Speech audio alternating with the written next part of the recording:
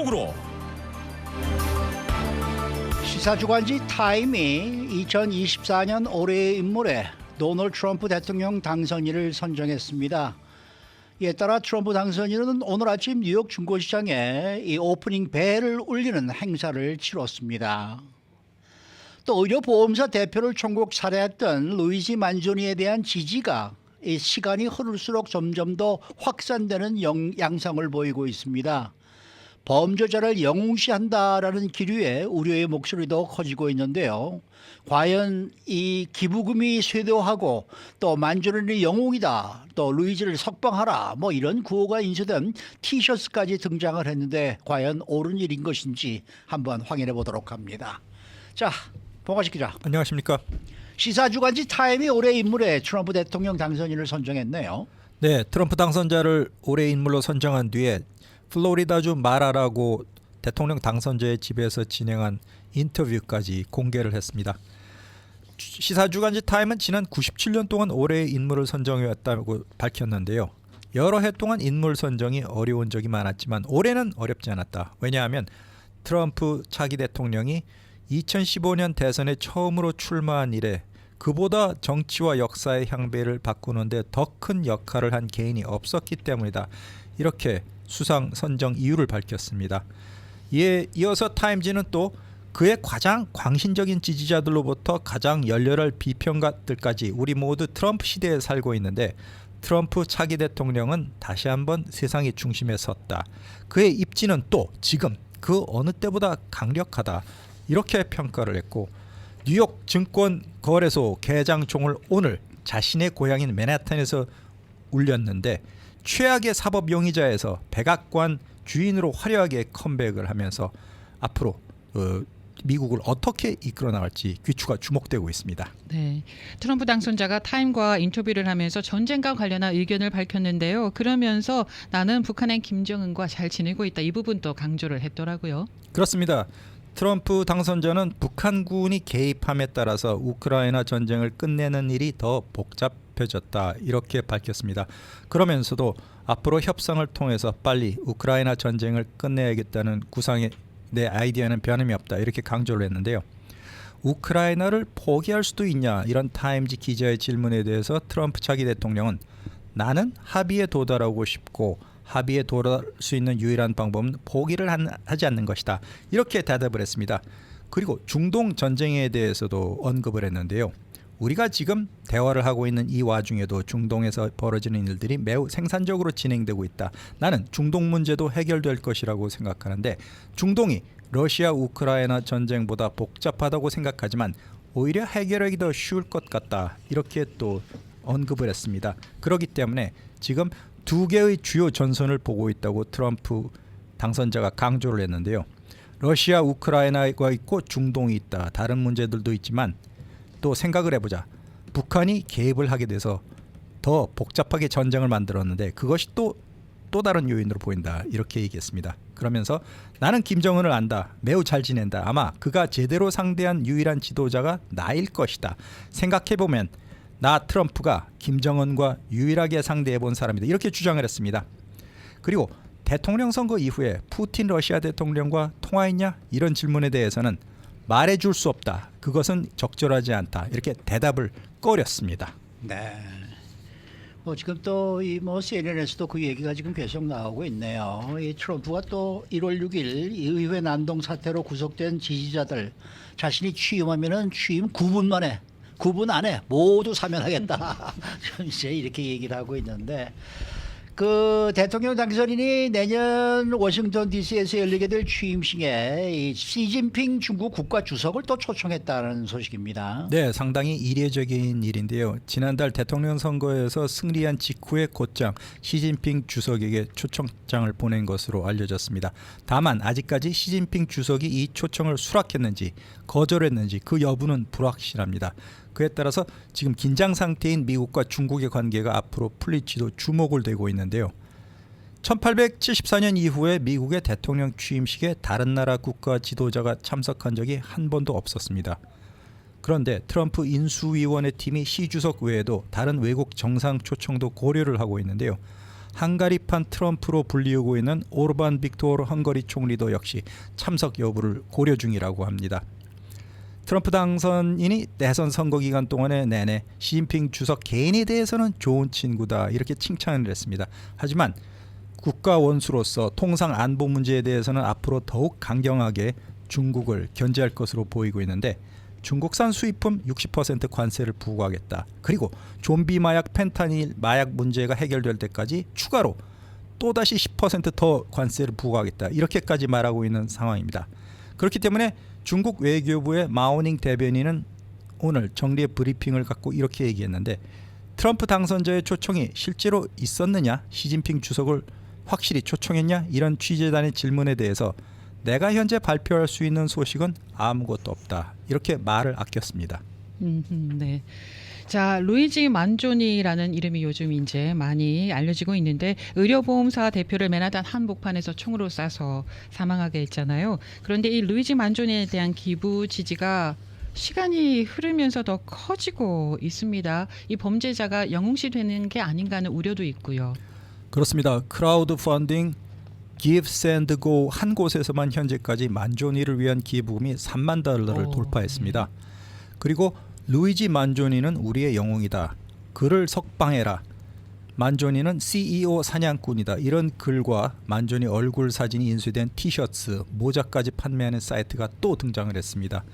틱톡에서도 역시 만조니 사진과 영상에 그는 전설이다. 이런 추앙의 메시지를 담은 숏폼 영상이 확산되고 있는데요.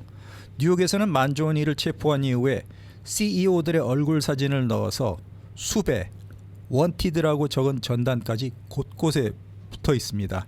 온라인을 중심으로 만조니를 의적, 민중의 영웅으로 추앙하는 기류가 커지고 있는데 체포된 이후에 오히려 폭발적으로 그를 칭찬하는 이런 여론이 확산되는 추세입니다. 그 뭡니까 뭐 그렇게 응원하는 그 그룹이 그렇게 점차 확산되는 이유는 뭐라고 생각하세요? 상당수 젊은 네티즌들이 만조니의 행동에 대해서 정당화될 수 있는 살인 행위다 이렇게 주장을 하고 있습니다. 사람들에게 아픈 사람들 환자에게 건강보험 적용을 거부하는 행위는 간접적인 살인인데 이제까지 아무도 그런 범죄를 밝힌 사람도 없고 그런 나쁜 사람들이 기소된 적도 없다면서 민간 건강보험사들을 비난하는 여론이 퍼지고 있습니다. 만조니 역시 체포됐을 당시에 의료보험사들의 이익 추구 행위를 비난하는 성명서를 몸에 지니고 있었는데요. 미국 의료보험 체계의 맹점과 보험사들의 지급 거부 행태를 비난하는 의견이 더해지면서 만조니에 대한 일종의 팬덤이 형성되고 있습니다. 게다가 만조니가 살인범인데 맨하탄 한복판에서 VIP 유명한 사람을 총으로 쏴 죽인 아주 잔인한 범죄를 저질렀는데 불량배가 아니라 명문 사립고등학교를 수석으로 졸업했습니다. 그리고 아이비리그인 펜실베이니아 대학교에서 컴퓨터 공학 학사를 받고 석사학위까지 받은 미국 최고 엘리트라는 점이 이런 팬덤 형성에 한몫을 하고 있는 것으로 보입니다. 만조니가 평소 80년대 미국을 공포에 몰아넣었던 연쇄 폭탄 테러는 유나바머를 흠모하고 인공지능, 스마트폰의 적대적인 의견을 드러내면서 평소에 반문명적인 모습을 과시했습니다. 네. 그런데 보험사에 대한 불만이 많고 또 거기에 대해서 의견을 같이 하는 사람들이 많은 거는 알겠는데 하지만 그럼에도 살인범을 옹호하는 거는 좀 아니지 않냐 이렇게 걱정하는 쪽도 있어요. 그렇습니다. 살인을 저지른 만조니에 대한 팬덤이 점점 커지다 이를 걱정하는 목소리도 상대적으로 역시 네. 커지고 있는 중인데 경찰 출신의 뉴욕 시립대의 펠리페 로드리게스 교수는 이렇게 얘기했습니다. 사람들이 지금 만조니를 순교자로 만들고 있다. 의료보험사를 상대로 싸워보지 않은 사람이 세상에 어디 있겠나. 만조니는 그저 냉혈한 살인자에 불과할 뿐이다. 이렇게 지적을 했습니다. 그리고 민주당의 부통령 후보로까지 거론됐던 자시 샤피로 펜실베이니아 주지사도 의견을 냈는데요. 만조니의 팬덤이 매우 충격적이다. 우리는 견해를 표명하거나 정책적인 이견을 해소한다는 이유로 만조니처럼 사람을 냉혹하게 죽이지는 않는다. 이렇게 강조하면서 자칫 살인을 부추기는 행위가 퍼질까 걱정된다. 이렇게 덧붙였습니다. 맞는 얘기죠. 살인범에 대한 그러한 뭐 동정심도 아니고 이런 조류는 그렇게 좋아 보이지가 않습니다. 자, 이 침묵을 깨고 12월 3일 비상계엄 사태를 보도하기 시작한 북한 매체들이 한국의 탄핵 정국을 이틀째 상세히 알리고 있다라는 소식입니다. 대외형 매체인 조선중앙통신 그리고 주민들이 보는 노동신문이 이렇게 보도를 했는데요. 윤석열 괴뢰 탄핵을 요구하는 항의의 목소리가 남조선에서 연일 고조되고 있고 정치적 혼란이 그에 따라서 더욱 심화되고 있다. 이렇게 전했습니다. 북한은 윤석열 대통령의 비상계엄 선포와 그에 따른 남한 내 반정부 시위 동향에는 오랫동안 침묵을 했었는데요. 일주일 만에 관련 소식을 처음 보도하면서 이틀째 대남 공세를 본격적으로 제기하고 있습니다. 또 각지에서 윤 대통령 탄핵안을 추진하고 내란 범죄 처벌을 요구하면서 촛불 투쟁이 이어지고 있다. 국회 앞에서 연일 전국에서 집회 시위가 열렸다고 소개를 했는데 탄핵안 표결에 불참한 국민의힘에 대한 규탄 시위도 벌어졌다. 이런 내용까지 담았습니다. 한국 언론을 인용해서 보도한 점이 눈에 띄는데요. 윤 대통령이 실패해도 계엄을 한 번 더 하면 된다. 빨리 문을 부수고 들어가서 안에 있는 인원을 끄집어내라고 하면서 군부 깡패들을 적극 부추겼다고 한다. 이렇게 전했습니다. 이번 계엄 사태에 대해서 결국 남한 측 대한민국의 혼란이 커질 것이다. 이렇게 전하고 있습니다. 네. 그런데 흥미로운 부분이 있다고 하는데요. 노동신문이 첫날에는 무려 21장의 왜 응원봉 들고 막 집회하는 사진을 지면에 실었는데 이번에는 사진을 하나도 안 실었다고 해요. 네, 그렇습니다. 아, 말씀하신 대로 네. 첫날 21장의 사진을 아주 많이 게재했는데 그 다음 날에는 한 장도 인쇄를 안 했습니다. 네. 이에 대해서 통일부 당국자가 이렇게 해석을 했는데요. 북한이 오랫동안 침묵을 하다 이제 한국 사태를 적극적으로 보도하는 것이 북한 입장에서 남한 사회에 대한 주민들의 기대감을 불식시키는 것이 체제 결속에 도움이 된다고 판단했다. 그래서 보도를 시작하게 됐다. 이렇게 분석을 했는데 네. 또 집회, 결사, 자유민주주의 지도자를 또 거침없이 비판하는 것을 동경하게 될까 봐 북한 주민들이 부러워하게 될까 봐 걱정해서 아예 사진을 뺐다. 이렇게 해석을 했습니다. 저희가 지난번에도 이와 관련한 얘기 나눈 적이 있잖아요. 그 사진과 관련해서 사진 보면은 겨울에 추우니까 두꺼운 파카 막 입고 있잖아요. 그리고 응원봉도 그 북한에서는 뭐 볼 수 없는 그런 걸 거예요. 이게 뭐지? 뭐 이런 걸 들고 막 시위를 하네. 옷 입은 거 보니까 막 따뜻하게 그렇게 입고 하네. 이런 걸 보면서 마음이 좀 동요된다고 느끼지 않았을까요? 그러죠. 기사를 읽어봐도 네. 머리가 있는 사람들이라면은 벌써 그렇게 그렇죠. 생각하게 되죠. 그러니까요. 이 국가의 최고 존엄자에 대한 이 반발이 이렇게까지 심하네. 이게 가능하네. 이런 생각을 안 할 수 있겠습니까? 그렇기 때문에 북한에서는 1960년 4.19 한 학생혁명이 일어났을 때 생중계로 중계를 하다가 아니 이승만 대통령을 비난할 수 있는데 왜 우리는 수령님에 대해서 아무 말 못하면서 그 생방송을 중단했던 적이 있었습니다. 벌써 64년 전 일인데요. 네. 자, 일본 언론들이 윤석열 대통령의 담화에 대해서 비상계엄 선언을 정당화했다라며 비판적으로 평가를 하고 있다는 그러한 이제 또 보도가 나왔는데 뭐 비판적으로 평가하고 있는 거는 뭐 한국도 마찬가지죠. 네. 네. 일본에서 정당화라는 표현은 자기 잘못이나 실패를 인정하지 않는 언행을 부정적으로 보고 쓰는 그런 수사입니다. 공영방송인 NHK에서 윤 대통령이 탄핵을 하던 수사를 하던 이에 당당히 맞설 것이라고 강조했다고 담화 내용을 보도했는데요. 여기서 NHK가 정당화라는 표현을 썼습니다. 또 비상계엄 선포권 행사가 사면권 행사, 외교권 행사와 같이 사법심사 대상이 되지 않은 고도의 통치행위다. 이 윤 대통령의 발언 내용을 전하면서도 다시 정당화라는 표현을 썼습니다. 이 밖에도 진보 성향인 마이니치 신문도 윤 대통령이 야당을 향해서 나라 망치는 반국가 세력이 아닙니까? 이렇게 비판을 했는데 자유민주주의와 헌정 질서를 지키려고 했다는 계엄령 선포가 정당화될 수가 있냐 이렇게 의문을 제기했습니다. 또 이에 그치지 않고 보수 성향인 요미우리 신문 역시 윤 대통령이 계엄령 목적으로 망국 위기를 알리고 헌법 질서를 지키고 회복하기 위함이라고 정당화를 했다 이렇게 전했는데 일본 관점에서는 상당히 강하게 비판한 셈이 되겠습니다. 네. 언론은 그렇고 일본 정부의 반응은 어떻습니까?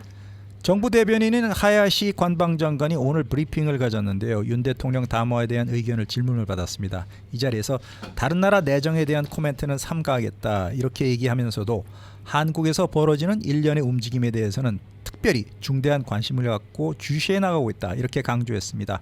이어서 한국은 다양한 과제에서 파트너로 협력을 해야 되는 중요한 이웃나라이고 현재 환경 하에서 한일 관계 중요성에는 변함이 없다.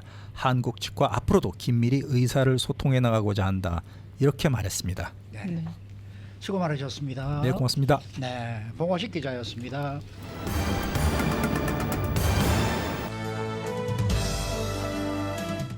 인사이드 아메리카. 네, 캐런 베스 LA 시장이 취임한 지 오늘로 딱 2주년이 됐습니다. 베스 시장은 지난 2년간 이룬 자신의 성과를 전하고 있는데 과연 주민들은 얼마나 공감할 수 있을지 이 노숙자와 비즈니스 지원, 치안 개선 등 자신이 노력해서 이룬 진전이다라고 밝힌 내용들을 하나하나 짚어보도록 하겠습니다. 또 Z세대는 디지털 네이티브로 자랐음에도 불구하고 매장을 직접 찾아 쇼핑을 많이 한다라는 조사 결과가 발표됐습니다. 이에 따라 쇼핑몰들과 소매업체들은 Z세대를 타겟으로 10대와 20대들을 잡기 위한 노력을 기울이고 있다는 소식인데요. 박현경 기자. 네, 안녕하십니까. 먼저 캐런 베스 LA 시장이 오늘 취임 2주년을 맞았다고요? 네. 뭐 관련 행사가 있습니까? 베스 시장 사무실에 따르면 오늘 취임 2주년과 관련한 특별한 축하 행사를 계획하진 않았습니다. 네. 그렇지만 베스 시장은 이미 지난 며칠에 걸쳐서 LA시 전역을 돌아다니며 지난 2년간의 성과를 강조하기 위한 투어를 했었고요. 취임 2주년 하루 전인 어제 그 투어의 마지막 일정을 마쳤습니다. 앞서 모닝뉴스 시간에 그 알프레스코 프로그램 신청 마감일을 연장했다고 전해드린 것도 어제 취임 2주년 맞이 투어에서 발표를 한 것이었습니다. 네, 베스 시장이 지난 2년 동안 한 업적 가운데 어떤 성과를 내세우고 있는지 하나씩 이제 살펴보겠는데요. 우선 노숙자 관련한 성과가 있다 또 이렇게 얘기를 했죠. 네, 취임할 당시 2년 전이었던 2022년에 비해서 임시 거주지로 옮긴 노숙자 수가 크게 늘어났다는 점 내세웠습니다. 네. 베스 시장 사무실에 따르면 임시 거주지로 들어간 노숙자 수는요 2만 3천 명 이상에 달하는데요. 이게 2022년과 비교를 해봤을 때 5,300명 정도가 더 늘어난 숫자라고 했습니다. 그리고 여기에 더해서 영구 주택 배치도 거의 2배가량 증가했다고 자랑했습니다. 7,400명 가까이가 임시 거주지에서 영구 주택으로 이사했다 하고요. 이건 2023년 작년과 비교를 해서 1,500명 정도 늘어난 거고 2022년에 비하면 2배가 증가한 수치라고 합니다. 네, 지금 박 기자님이 영구주택 배치도 거의 2배로 증가했다고 자랑했습니다라고 말씀하셨거든요. 네. 근데 조금 뉘앙스가 좀 그렇죠? 그렇죠. 자, 베스 시장 측은 이렇게 영구주택을 찾아 들어갈 수 있었던 것이 LA시 정부가 노력한 데 따른 것이다. 이 점을 지금 계속 강조하고 있습니다. 네, 8,800명 이상 노숙자들이 LA시의 여러 프로그램들의 결과로 인해서 영구 주택을 찾았다고 평가했습니다. 그 프로그램들은 예를 들면 하우징 초이스, 프로젝트 베이스드 그리고 배시 하우징 바우처 같은 걸로 이걸 다 합친 결과란 설명입니다. 그리고 또 다른 4,000명 정도는 비상 바우처를 사용해서 집을 찾을 수 있었다고 했습니다. 그리고 베스 시장은 여기에 더해 LA시 전역에 75곳 이상 노숙자 야영지를 철거했고 3,600명을 임시주택으로 유치한 인사이드 세이프 이니셔티브 성공도 강조했습니다. 또한 LA시 저렴한 주택 매물을 늘리려는 노력 역시 시장의 첫 번째 행정 지시를 통해 수행돼서 이러한 프로젝트에 대한 펄밋을 간소화시켰고 2,000채 이상 그런 펄밋을 온라인으로 제공했다는 점도 언급했습니다. 네.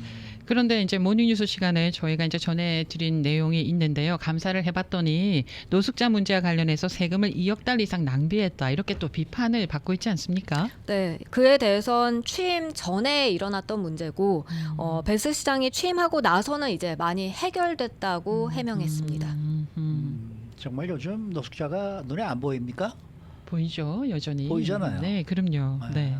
저는 뭐 아침 새벽에 나올 때 보면은 아직도 뭐 저 울튼 길에 저 이 텐트 치고 자고 있는 사람들은 아직도 있고 맞습니다. 왜 그런 사람들은 움직이지 못 저 이렇게 이주를 안 시키는지 모르겠어요.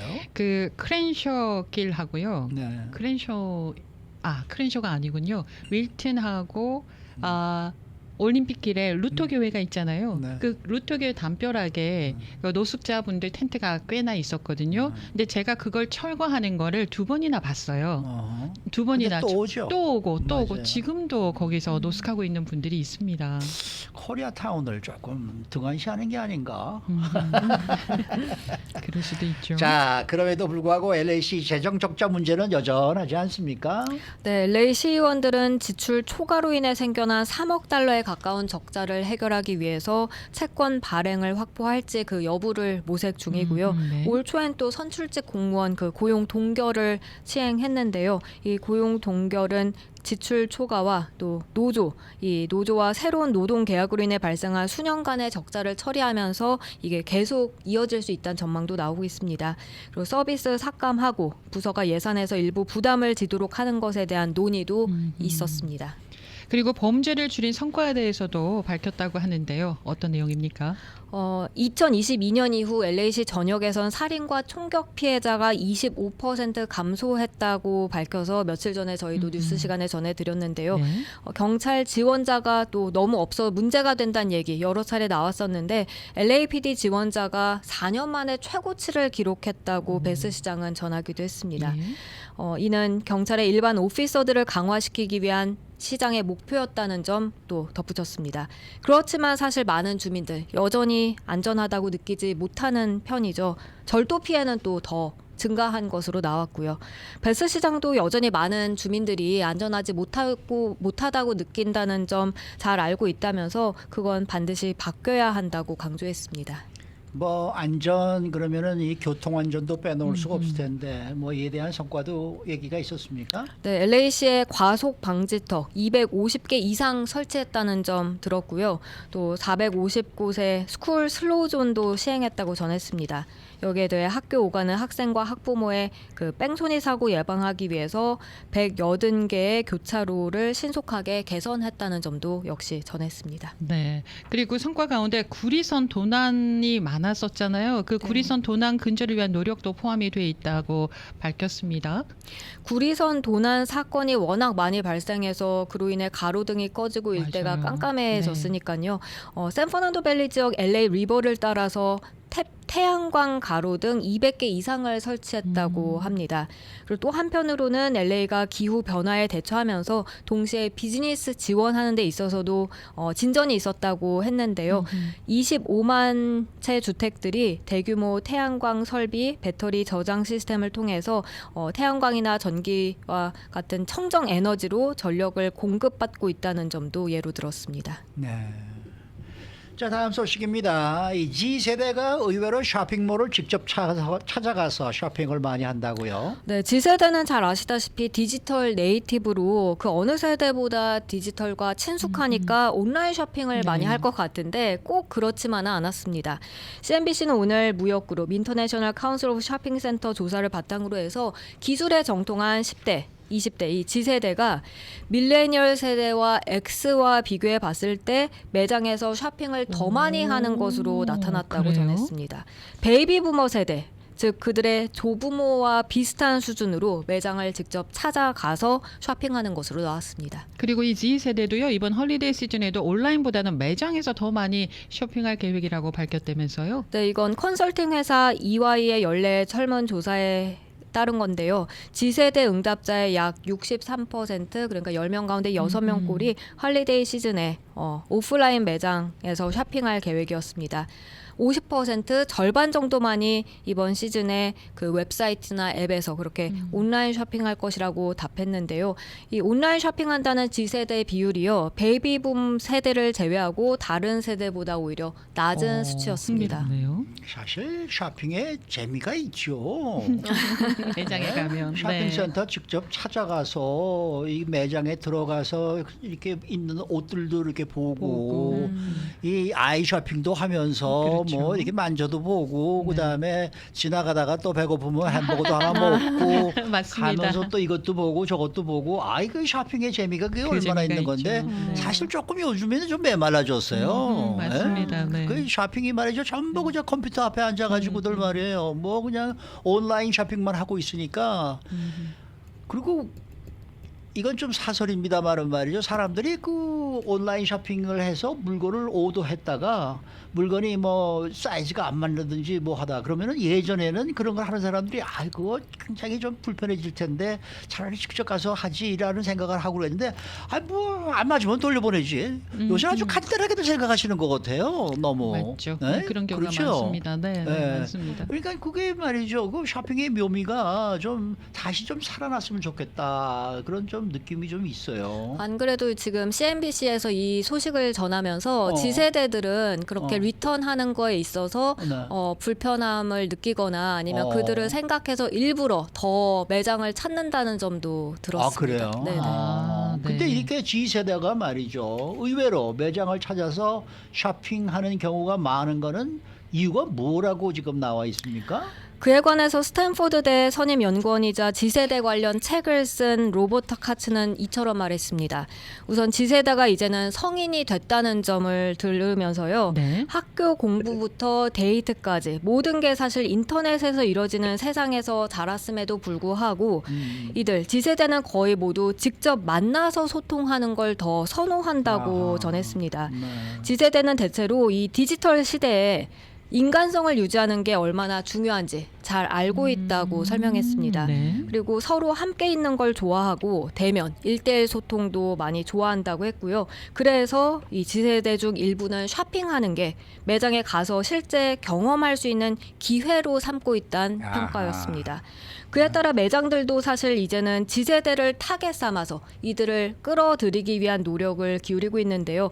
예를 들면 G세대가 좋아하는 셀피 미러, 그러니까 아마 거울 같은 건가 봐요. 이렇게 네. 셀카 찍을 수 있는 예. 그런 거나 아니면 팝업 콘서트 이런 것들을 계획해서 G세대를 끌어들이고 있다고 합니다. 네. 역시 사람은 사회적인 동물이잖아요. 네. 회개하는 거죠, 사회적으로. 네. 아니 쇼핑도 좀 다시 이렇게 오프라인 쇼핑이 좀 더 늘어났으면 좋겠고 또 식당도 마찬가지예요. 맞습니다. 네. 직접 가서 앉아서 거기서 식당에서 먹으면 얼마나 맛있습니까? 그럼요. 네. 투고하면은 어딘가가 뭐 이렇게 한풀 이 맛이 좀 이렇게 네. 우선 한번 이렇게 좀 꺾인 듯한 느낌이 들기도 하지 않습니까? 그렇죠. 네. 저도 그 가서 이렇게 앉아서 짜장면 시켜 먹으면 정말 맛있거든요. 집에서 이 투고해서 먹는 거고. 아이, 그럼요. 그럼요. 그게 훨씬 다시들 시장에서 이제 먹는 우리 맛이죠. 좀 매장을 좀 찾아서 네. 그래야 여기 뭐 식당 업계도 좀 아이, 그럼요. 살 것이고 그럼요. 네. 이 매장들도 살고 쇼핑센터도 좀 살고 네. 그래야 되는데 음흠. 너무들 컴퓨터에 앉아서들 하니까 아 이거 참 걱정이에요. 우리 한인 식당 많이 이용해 주시고요. 이런 의미에서 보면 이 G세대가 이 어린 세대가 우리들의 스승이네요. 그런데요. 그렇죠? 네, 네. 그렇습니다. 네. 수고 많으셨습니다. 고맙습니다. 박현경 기자였습니다.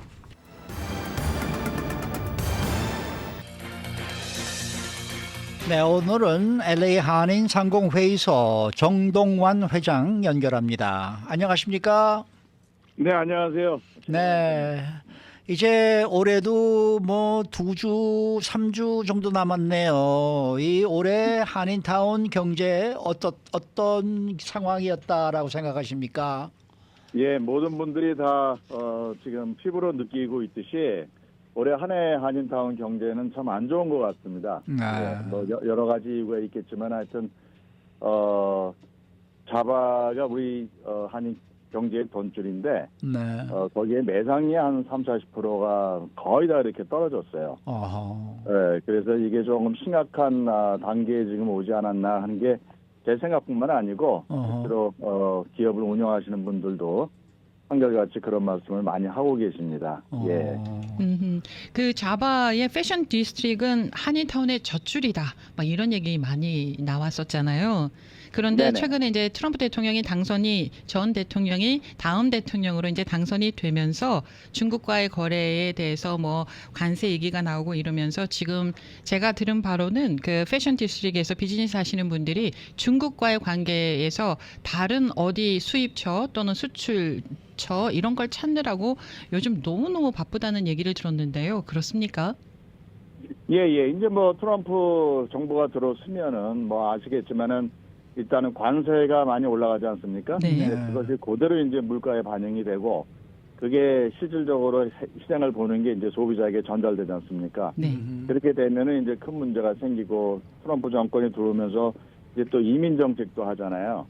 그래서 자바에서 사실은 많은 그 노동 일을 하시는 분들이 이런 분들이 사실 이런 다큐멘테이드 된 분들이 사실 꽤 있으세요. 아, 네. 이런 분들이 불안하니까 일을 또 못하게 되면은 거기에 대한 또 노동 집약적인 상황에서 그 근본이 없어져 버리죠. 그렇게 되면은 뭐 이중적인 지금 문제가 발생하지 않나 그렇게 보고 있습니다. 예.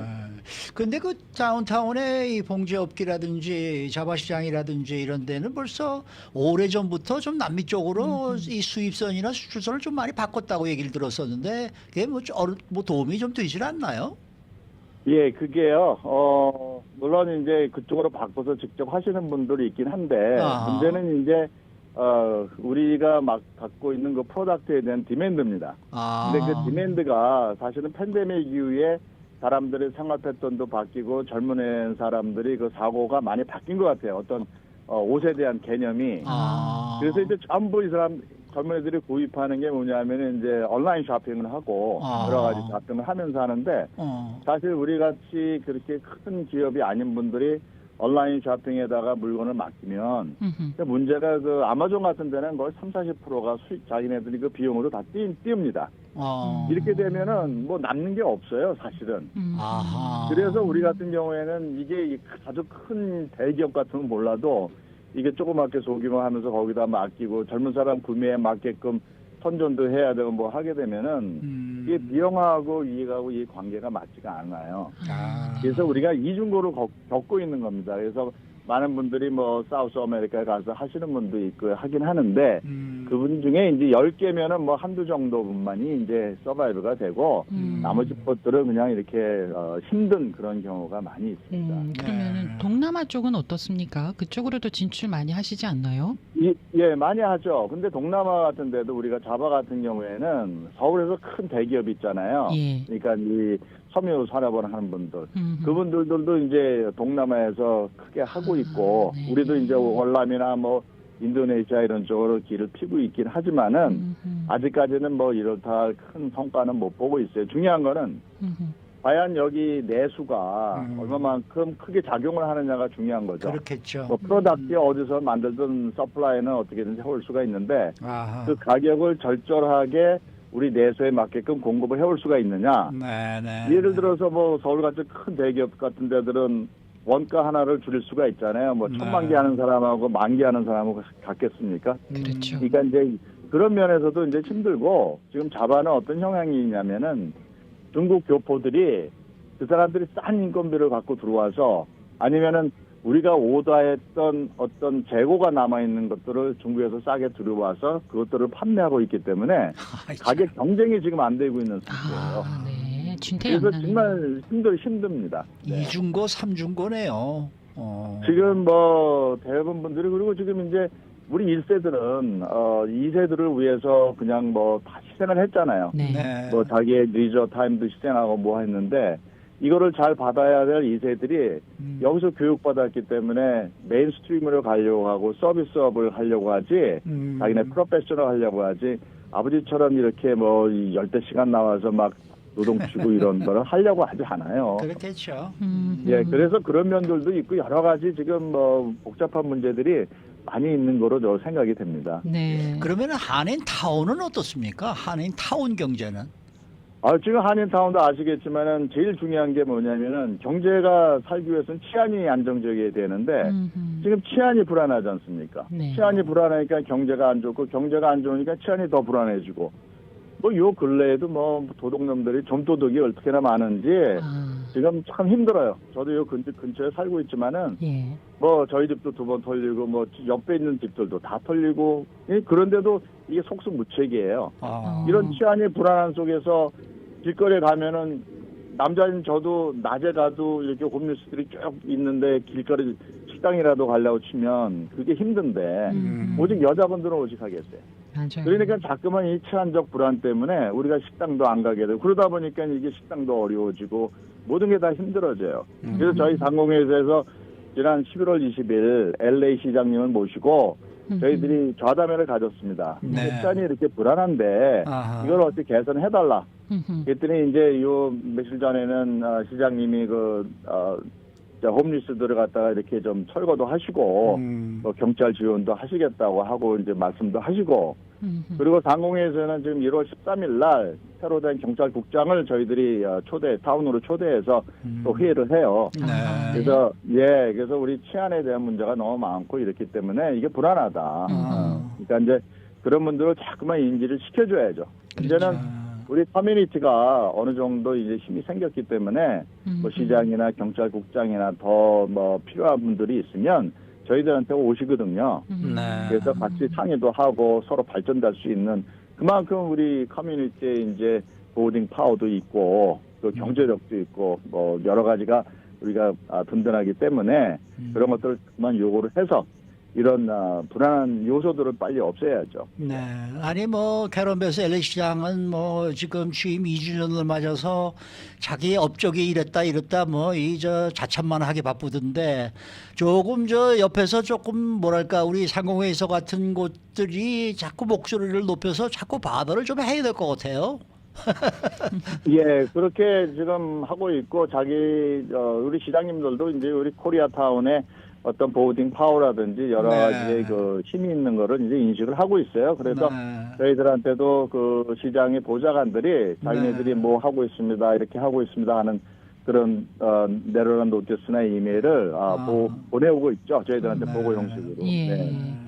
자, 최근에 우리 한인타운의 경제 축이 이제 오렌지 카운티로 옮겨가고 있다라는 얘기가 나오고 있습니다. 그래서 한인타운에서 LA 한인타운에서 사업체를 운영하고 계시는 분들이 약간 또 걱정도 하시더라고요.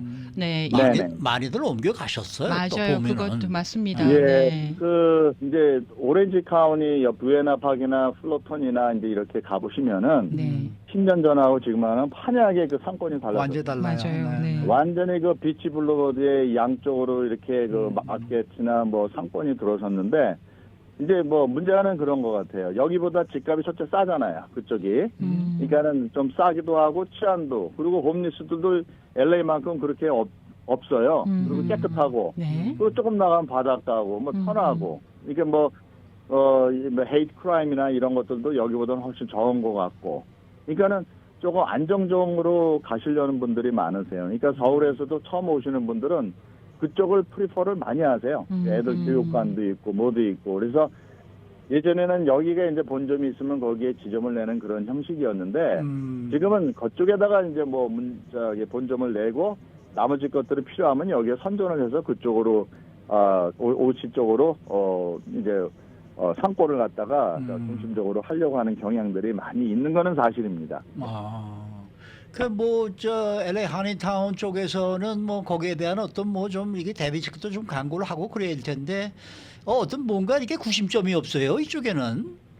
그래서 이제 항상 제가 취임식 때도 얘기하고 말씀드렸던 게 뭐냐면 우리 큰 단체들이 많습니다. 그러니까 LA 상공회에서 OC 상공회에서 옥타 그다음에 뭐 기타 서울에서 온 모든 분들 네. 이거를 분산해서 이렇게 일을 하게 되면 문제가 있다. 아하. 그러지 말고 우리가 공동체를 해서 같이 일을 하는 것들이 우리 전체적인 커뮤니티 오렌지나 LA나 이렇게 좋은 거다. 그래서 어저께도 제가 오지 상공회에서 회장 취임식에 가서 거기 만난 분들한테도 또 그렇게 얘기를 했어요. 네. 이게 따로따로 놀게 되면은 자기네들이 어떤 편안함은 있을지가 몰라도 시너지 효과라는 게 발생을 못 합니다. 그래서 제가 이번에 서울 가서도 그 전라북도 도지사한테도 얘기를 했어.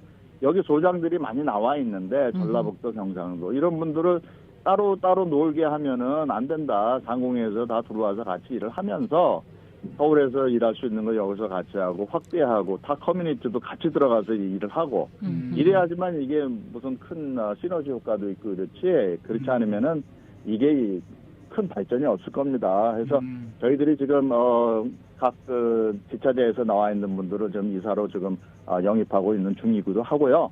하여튼 중요한 거는 협업하고 화합을 해야 된다는 겁니다. 협업을 해야 돼요. 중요하게. 네, 그래서 네. 저는 뭐 한인회, 상공회에서 오렌지 카운티 뭐 여러 군데와 같이 일을 열심히 하려고 노력은 하고 있습니다. 네. 새해 2025년도에 우리 한인 사회의 경제는 이런 노력들을 계속 펼치면은 좀 더 긍정적인 방향으로 나아갈 수 있을까요?